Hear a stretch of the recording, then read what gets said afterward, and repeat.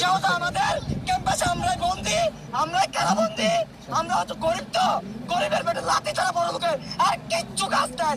পোশাক পাল্টাতে টাকা নেই আমাদের, রাখবে আমাদের গুলি করে গুলি করে চলো ওয়াল্লাহি বিল্লাহি আল্লাহ তরবারে জবাব দিব। কয়জনকে মারতে যাও তরবারে আমার ভাইকে মারছে, আমাদের এক ভাই মারছে, আমরা সবাই মরে যাব, সমস্যা নেই। আমাদেরকে উপরে সোজা গুলি করে দেন, আমরা গুলি বসে করব।